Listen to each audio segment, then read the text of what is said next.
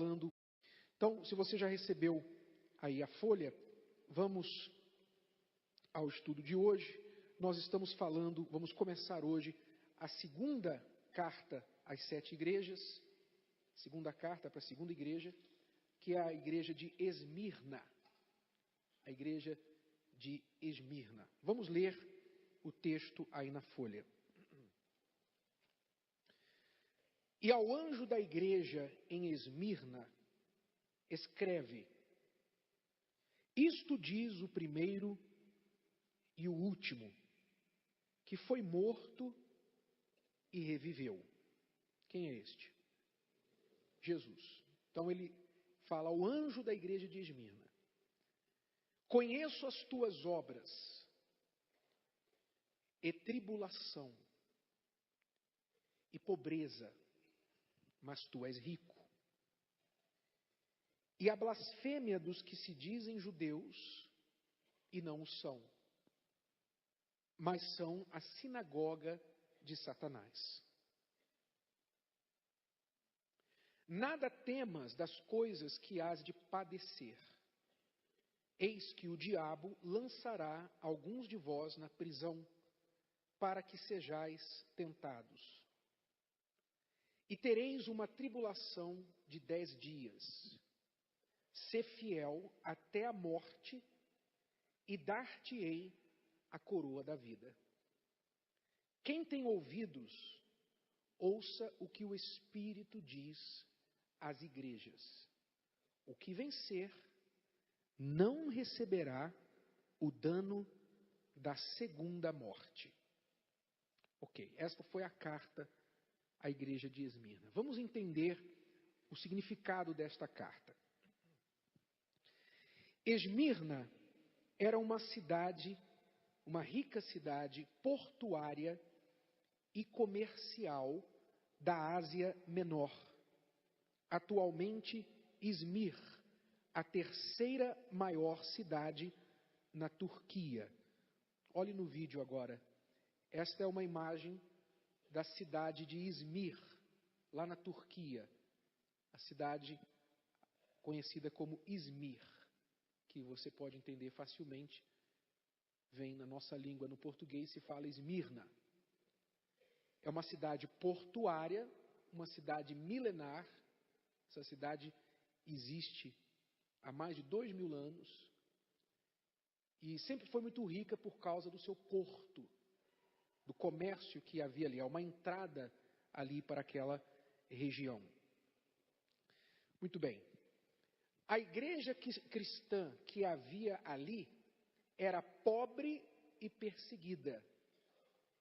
Quer dizer, a cidade era rica, mas a igreja era pobre e perseguida. Pobre exatamente por causa da perseguição. O sofrimento pelo martírio era uma característica desta igreja, pois o seu fundador, Policarpo, foi queimado vivo pelos perseguidores de Roma, que não aceitavam o fato de os cristãos servirem ao Senhor Jesus em vez de a César. Milhares foram martirizados, também foram martirizados depois dele. Ao ser oferecido a vida e liberdade, se amaldiçoasse o Senhor Jesus, o ancião Policarpo respondeu: há 86 anos sirvo ao Senhor, e Ele só me tem feito bem. Como poderia eu agora amaldiçoá-lo, sendo Ele o meu Senhor e Salvador? Então, este homem, Policarpo, era um líder da igreja, o fundador e líder da igreja de Esmirna, a igreja cristã ali naquela região de Esmirna. Ele foi um bispo daquela área. E por causa da perseguição, então, uma certa vez, ele foi preso e, como era de costume, os perseguidores, os soldados romanos, davam a opção para a pessoa: negue Jesus, confesse que somente a César você obedece e você viverá. Confesse que Jesus é o seu Senhor e você morrerá agora. E as mortes eram das mais variadas. Eram geralmente mortes horríveis, exatamente para intimidar as demais pessoas de se converterem ou de entregarem suas vidas a Jesus, de seguirem Jesus. Então, às vezes eram lançados aos leões, às vezes eram mortos pela espada, decapitados. No caso de Policarpo, ele foi queimado vivo. Ele foi queimado. Ele preferiu essa morte horrível a negar ao Senhor Jesus. Pode morrer, pode me matar, em outras palavras, eu não vou negar Jesus. É isso que você tem que ter em mente, especialmente você que às vezes tem amigos, amizades, você que vai para a faculdade, você vai para a escola, cada vez mais esse mundo está se tornando cada vez mais secular, mais descrente, e a tendência é que os estudiosos coloquem dúvida na cabeça das pessoas com respeito ao Senhor Jesus, a divindade do Senhor Jesus. Dizem que Jesus, como eles não podem negar que Jesus de fato existiu, porque isso é um fato histórico, né? A existência de Jesus é um fato histórico, eles não podem negar que Jesus realmente existiu. Então eles tentam questionar a divindade de Jesus. Eles dizem, Jesus existiu, mas ele não era Deus, ele não era filho de Deus. Ele foi um homem bom aí que falou coisas bonitas, ajudou os pobres, mas era um homem qualquer, ele não é Deus. Aí eu pergunto a você, com exceção de Judas, todos os 11 apóstolos, além dos outros discípulos depois deles, foram perseguidos e martirizados por crerem em Jesus. Pedro foi crucificado de cabeça para baixo. Tiago foi cerrado ao meio. João, que recebeu o Apocalipse, estava preso lá na ilha de Patmos, como você viu no início do estudo. Quer dizer, aqueles apóstolos que viviam com Jesus, que estavam com ele, que andavam com ele diariamente por 3 anos e meio, eles estavam com Jesus. Eu pergunto a você, se Jesus fosse um impostor, se ele realmente fosse um mentiroso, alguém que estivesse querendo se aproveitar da fé das pessoas, ou um lunático, um maluco, você acha que os seus discípulos mais íntimos não saberiam disso? Você não acha que eles teriam percebido, Jesus é malandro, Jesus está querendo? Eles com certeza teriam percebido. E se tivessem percebido, se esse fosse o caso, você acha que eles se dariam a morte? Eles se colocariam na condição de serem torturados por alguém que eles sabiam que era um impostor? Quer dizer, não faz sentido. A prova de que Jesus era filho de Deus e que ressuscitou é que os seus discípulos se entregaram à morte, preferiram a tortura e a morte do que negá-lo. E não faria sentido algum alguém fazer isso por uma mentira. Se Jesus não tivesse de fato ressuscitado e eles tivessem visto o Senhor Jesus ressuscitado e feito tudo o que a gente lê a respeito dele. Amém? Então, não caia nessas lorotas, nessas tentativas baratas de descreditar a Bíblia, de descreditar o Evangelho. Porque aqueles que foram testemunhas oculares do Senhor Jesus pagaram com a própria vida pela fé nele. E ninguém paga com a vida por uma mentira. Amém? Policarpo foi um deles. A perseguição aos cristãos continuou ao longo dos séculos. Centenas de milhares, alguns estimam milhões, foram mortos na Europa durante a Santa Inquisição entre os séculos 13 e 19. Até o século XIX, até há pouco mais de 100 anos atrás. Quem aqui sabe o que foi a Inquisição, a Santa Inquisição? Quem já ouviu falar? Quem sabe o que era, o que foi? A Santa Inquisição, deixa eu terminar de ler esse parágrafo, vou explicar para você. Então, alguns estimam milhões foram mortos na Europa durante a Santa Inquisição entre os séculos 13 e 19. A morte por tortura dos que não aderiam à Igreja de Roma foi oficialmente abolida no século XIX, oficialmente. Mas as perseguições à fé evangélica continuam de formas mais sorrateiras até aos dias de hoje. Deixa eu explicar para você um pouquinho de história, da história, que muitos já sabem, mas alguns não. O que aconteceu com a igreja cristã? O que aconteceu? Com a morte do Senhor Jesus na cruz, e depois a sua ressurreição, os discípulos que viram o Senhor ressurreto, esperaram em Jerusalém, receberam o Espírito Santo, como Jesus havia prometido, e agora, imbuídos de um Espírito poderoso, o Espírito de Jesus, passaram a pregar o Evangelho por onde iam. Então, a fé cristã começou a se espalhar, começou a crescer. Os apóstolos faziam sinais, faziam milagres, pessoas eram curadas, as mesmas coisas que Jesus fez, eles começaram a fazer, que era a prova de que o Espírito de Jesus estava com eles, que era o Espírito Santo. Então a igreja começou a crescer muito, as pessoas se convertiam aos milhares. Quando você lê o livro de Atos dos Apóstolos na Bíblia, você vê o que aconteceu no início da igreja. Eram milagres, eram conversões em massa. Mas assim como a igreja crescia, também cresciam as perseguições à igreja. Porque tudo que cresce ameaça. E naquela época haviam dois poderes principais que estavam se sentindo ameaçados com o crescimento da igreja cristã. Primeiro, eram os judeus, que em Israel eram detentores do monopólio religioso. Não foram eles que orquestraram a morte do Senhor Jesus? Sim ou não? Foram eles que chegaram para Pilatos e falaram, não, crucifica, crucifica.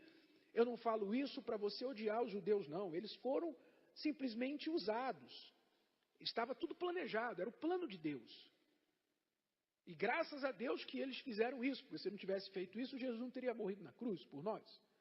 Não é para você odiar os judeus, não. Nós amamos os judeus. Mas eles se sentiram ameaçados com o crescimento do cristianismo. Então, os líderes judeus queriam apagar, esmagar a igreja cristã. Tentaram fazer isso crucificando Jesus, e tudo que eles fizeram foi dar início à igreja. E havia o outro poder, que era Roma, o Império Romano. O Império Romano dependia de controlar as pessoas para que o império prevalecesse. Então o Império Romano ia matando os cristãos que viam com essa nova filosofia, essa nova ideia de que eles tinham um novo Senhor, que era Jesus e não César. Então o cristianismo se tornou uma ameaça a Roma também. E isso continuou no primeiro século, depois da morte de Jesus, primeiro século, segundo século, no ano mais ou menos 300 depois de Cristo, o que aconteceu? Olha só a jogada do diabo. Olha só a jogada do diabo. O que aconteceu no ano 300?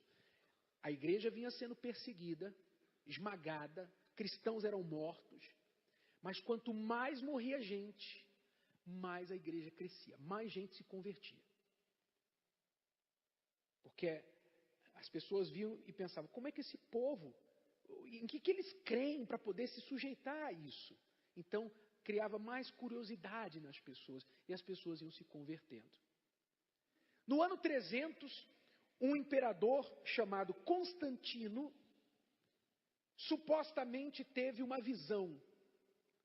Ele diz que viu uma cruz no céu, e uma voz que dizia, olha, com este sinal vencerás. Então Constantino se converteu, que ele foi às batalhas, foi vitorioso e se converteu ao cristianismo e então chamou os líderes da igreja cristã para dentro do Império Romano. Olha, vamos fazer o seguinte, nós não vamos mais perseguir vocês, nós vamos querer que vocês trabalhem junto com a gente. Então trouxe alguns líderes religiosos para dentro do Império Romano.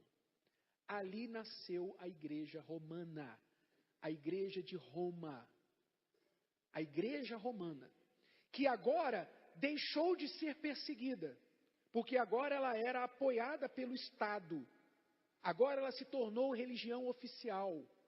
E em nome dessa religião, começaram a fazer perseguições a quem? A todos os que não se rendiam à religião de Roma.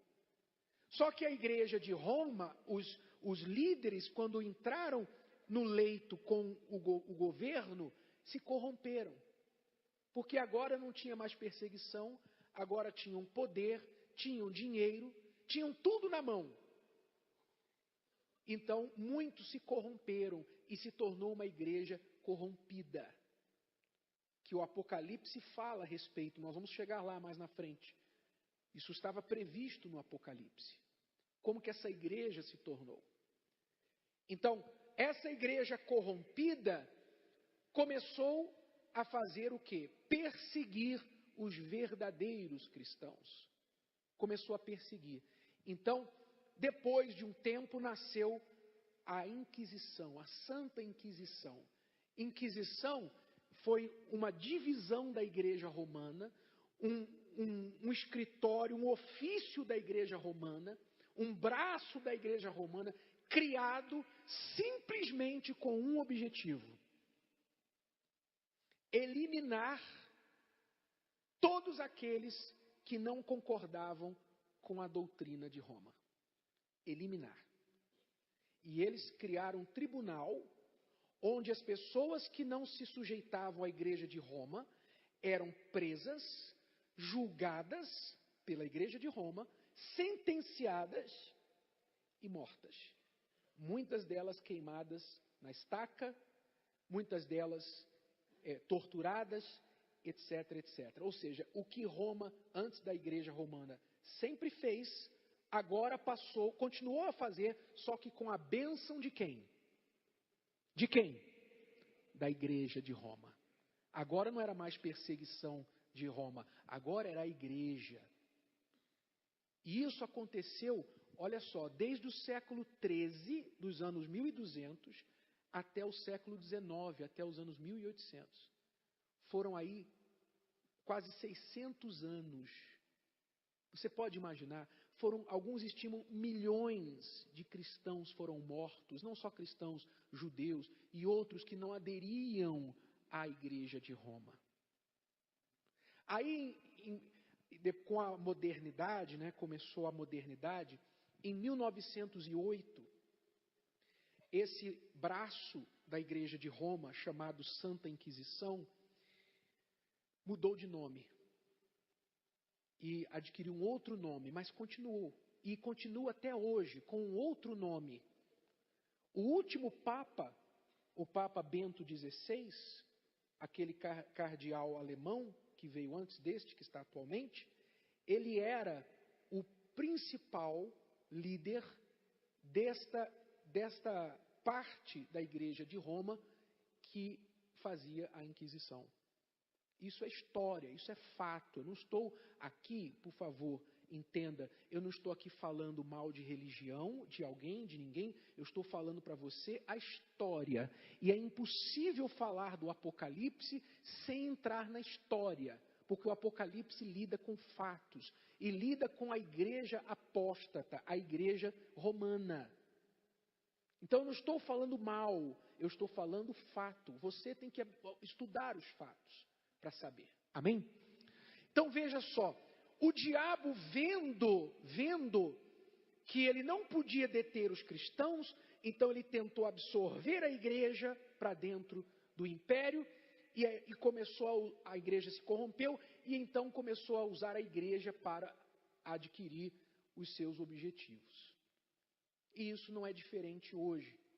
Isso não é diferente hoje, infelizmente. As perseguições mudaram a forma. Antigamente era, você é um herege, vem para cá, tá, culpado disso, culpado daquilo, queima na estaca. Assim eram as perseguições no passado. Hoje, queimar alguém na estaca, eu acho que daria uma notícia muito feia no Jornal das 8, não daria? Sim ou não?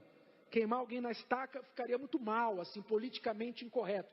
Mas, até hoje, as perseguições acontecem de outra forma, que nós vamos comentar daqui a pouquinho.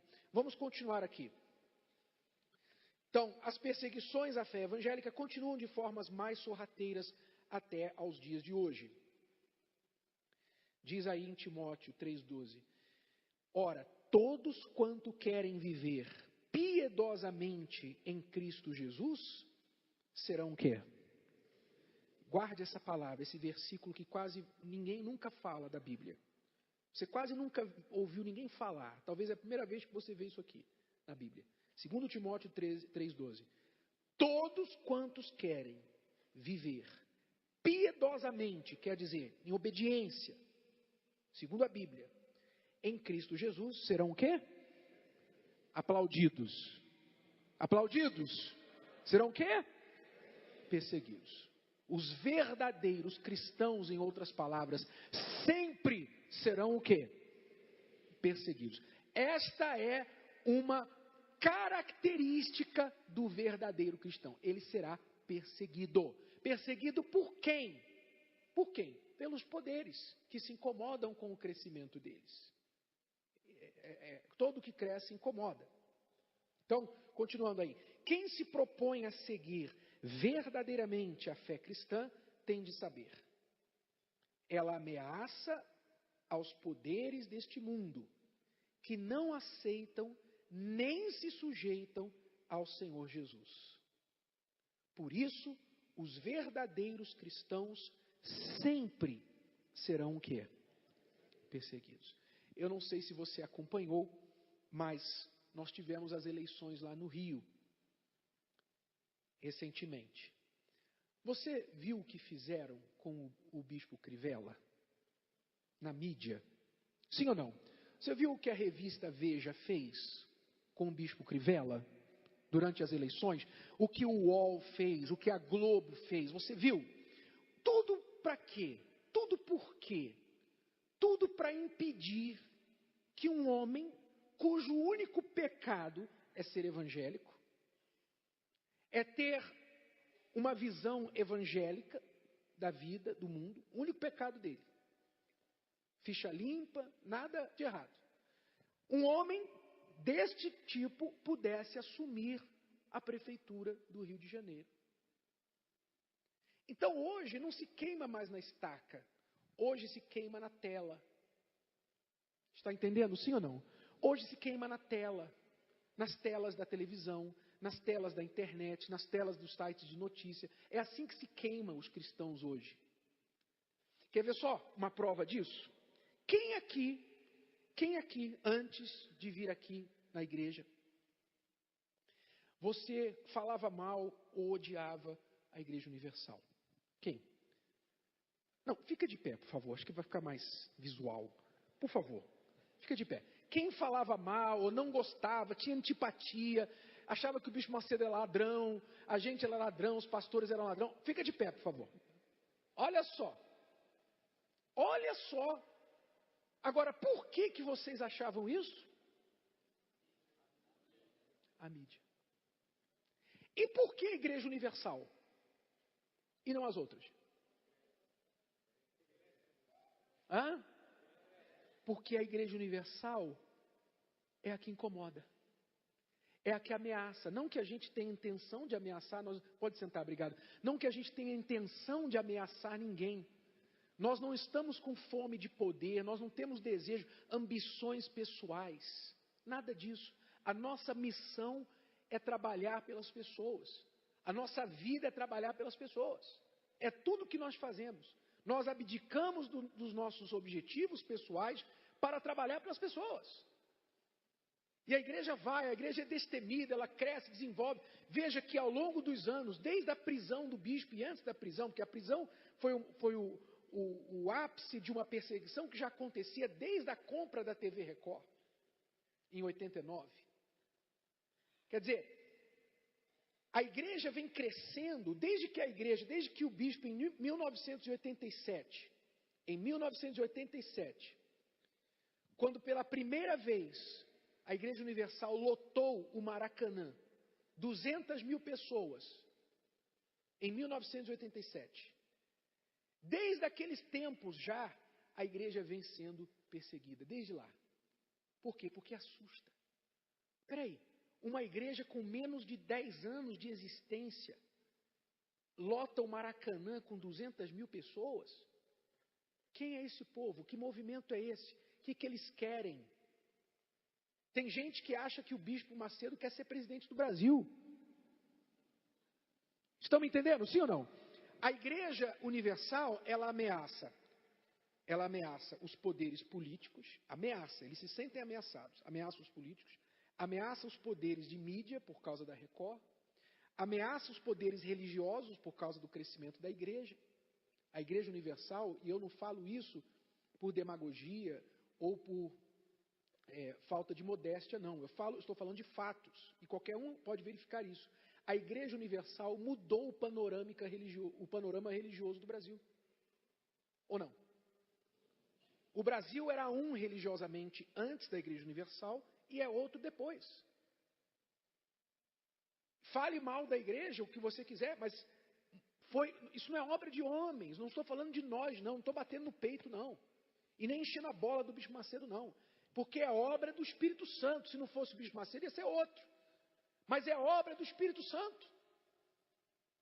Então a igreja vem desenvolvendo, vem crescendo, e ela ameaça no plano político, ela ameaça no plano de mídia, ela ameaça no plano religioso, ela ameaça em todos os planos da sociedade.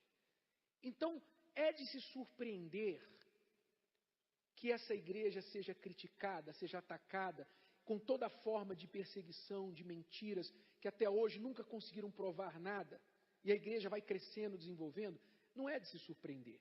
Aliás, isso é um grande orgulho para nós, saber que somos perseguidos, porque estamos incomodando alguém, porque isso é prova de que nós somos realmente servos do Senhor Jesus. Amém? Estaríamos muito preocupados, se eles estivessem, aplaudindo a Igreja Universal. Que maravilha o trabalho de vocês, que maravilha. Aí a gente estaria preocupado. Mas não quando nos criticam, quando nos atacam, por termos feito ou estarmos fazendo algo que a palavra de Deus nos manda fazer. Então entenda que se você é cristão de verdade, você também vai ser perseguido. Você vai ser perseguido, como alguns de vocês são, só porque falam que é da Igreja Universal. Mas as pessoas perseguem por quê? Por que elas têm antipatia contra a Igreja Universal? Por causa da mídia. Não conhecem, mas têm antipatia. Então essa é a estratégia do diabo hoje. Esta é a Inquisição hoje. A Inquisição de hoje é assim, queima a imagem deles, para que a opinião pública fique contra eles. Mas não tem problema não, a gente vai em frente, vai seguindo. Amém? Se Deus é com a gente, então toda perseguição só nos fará crescer, como sempre foi com a igreja, desde a igreja primitiva. Toda perseguição que levanta contra nós só nos fará crescer. Sempre foi assim, sempre assim será. E nós não temos medo de perseguição. Pode bater que a gente continua a crescer. Amém? Somos como omelete. Não tem como deter isso. Continuando aí. A tribulação era uma das características principais da igreja de Esmirna, que estava sendo triturada pela perseguição. Mas, sem querer, os seus perseguidores contribuíam para aumentar a qualidade de obra, de fé e de fidelidade dos cristãos daquela cidade ao Senhor Jesus Cristo.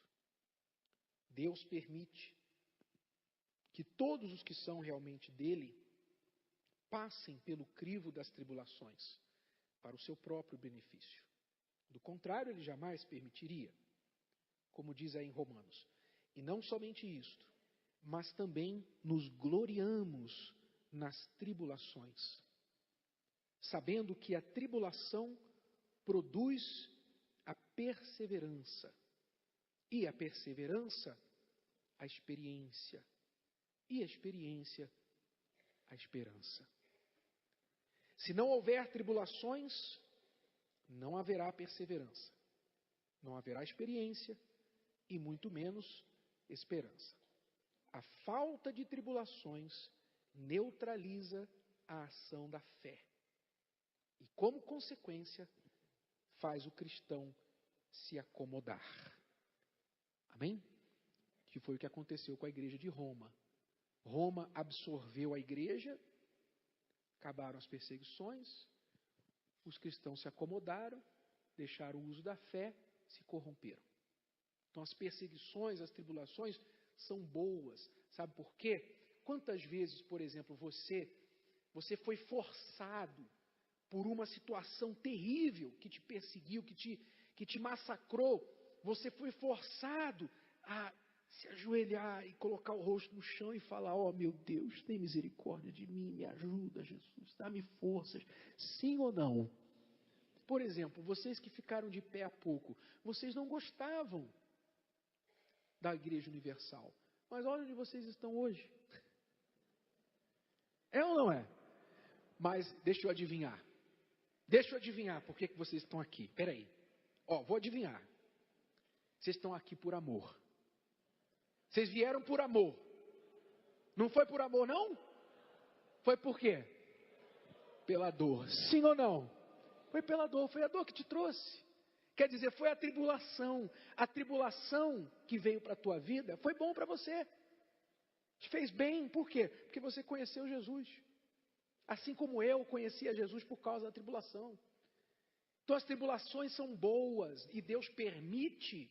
Não são boas quando você está vivendo, mas depois Ele permite por quê? Porque ela gera em você perseverança. Você aprende a perseverar. A perseverança gera experiência. A experiência gera esperança. Quer dizer, você se torna uma pessoa muito mais forte, muito mais capaz, por causa de ter passado pela tribulação. Eu já tive essa experiência várias vezes.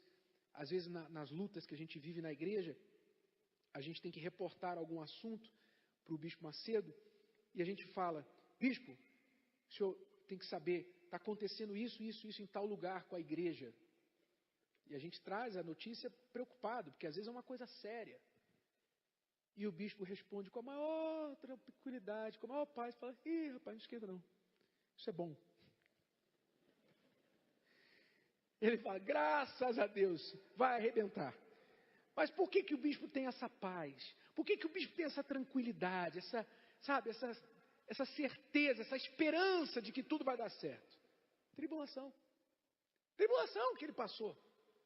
Foi para a prisão, foi massacrado, é odiado até hoje, é chamado de tudo e de mais um pouco. Mas está aí. Quer dizer, Deus tem dado a ele experiência, perseverança, esperança. Se torna uma pessoa forte. Quer dizer, chega um momento que nada que o diabo joga contra você pega mais. Nada. Então não fuja de tribulação. Quando eu estou falando de tribulação, eu não me refiro apenas às lutas do dia a dia, de problemas, mas especialmente às tribulações da fé, que você terá de passar por causa da sua fé. Tua família te persegue, por exemplo, faz chacota de você. Você talvez perdeu o teu emprego porque você não quis mentir para o teu patrão. Você não quis fazer parte de um esquema lá que enganava, que se corrompia. Você perdeu alguma coisa por causa da sua fé. Isso é tribulação. Isso é teste da fé. Você perdeu um namorado, uma namorada que falou para você: ó, você continuar nessa igreja, não quero continuar com você não. Você perdeu um amor, o amor da sua vida, porque a pessoa não aceitou a sua fé. Isso é tribulação, isso é teste da fé. Você tem que saber o seguinte: quanto mais você passar por tribulação, mais forte você ficará. Mas se você passar, não se você sucumbir, não se